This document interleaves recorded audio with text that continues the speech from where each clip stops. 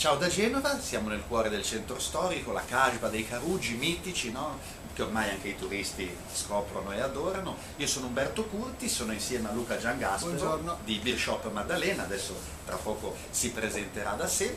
Abbiamo deciso, vista la Pasqua imminente, di costruire un menù di Pasqua genovese, ma non abbinandolo ai vini, bensì in maniera un po' innovativa a queste straordinarie birre che trovate qui da Luca. Abbiamo quindi immaginato una partenza con la torta pasqualina, il nome la dice lunga, proseguiamo con le lattughe ripiene in brodo, piatto veramente della tradizione, ora più povero, ora più ricco, secondo case, la cima cantata anche a Simma da Fabrizio D'André nell'album Le Nuvole, se ricordo bene, e chiudiamo poi alla grandissima sia con la pasticceria secca, i cavagnetti, sia con la torta sacripantina che però, avverto i nostri cari spettatori, crea dipendenza, quindi attenzione a cominciare perché poi non si riesce a finire.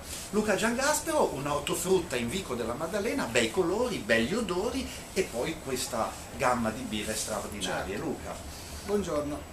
Dunque, noi siamo nati, io no, mia nonna e mio papà, nel 1952 come negozio di ortofrutta e solo ortofrutta. Siamo andati avanti, tutta la mia famiglia, con questo negozio fino a oggi, che sono subentrato io da circa 20 anni, con, diciamo, abbiamo messo insieme alla frutta e alla verdura una vasta gamma di birre artigianali e non, a livello italiano e internazionale, che si può spaziare dall'Italia, il Belgio, l'Olanda, la Danimarca, la Norvegia, la Svezia, la Finlandia, il Canada, la Nuova Zelanda, il Cile, l'Argentina e la Francia.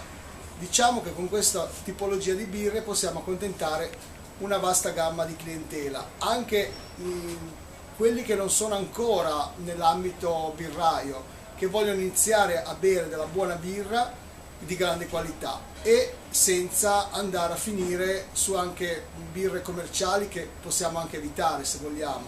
Abbiamo anche quelle, però se si può magari le lasciamo stare. Comunque le birre artigianali sono tutte molto diverse l'una dall'altra, anche da birrificio a birrificio, in quanto una birra bionda o una birra rossa può cambiare sostanzialmente il gusto e l'aroma da birrificio a birrificio, in quanto è artigianale, la parola stessa lo dice che è artigianale. Bene, tanti stili birrari, certo, che appunto abbiamo ideato anche per questo menù di Pasqua, certo, e soprattutto il fatto che ormai scoprire la birra significa scoprire i territori, perché le aromatizzazioni, le scuole, le sapienze, no? Proprio i terroir, come dicono i francesi, certo, sono ormai il cuore dentro a queste bottiglie. Grazie a Luca Grazie a Giangaspero, voi. io ringrazio la Maddalena per la sua bellezza, siamo Grazie. proprio nel centro storico di Genova, io sono Umberto Curti, mi seguite sempre su Ligo Cibario. Ciao a tutti e auguri E buona Pasqua a di tutti. felice Pasqua a tutti. Auguri. Ciao.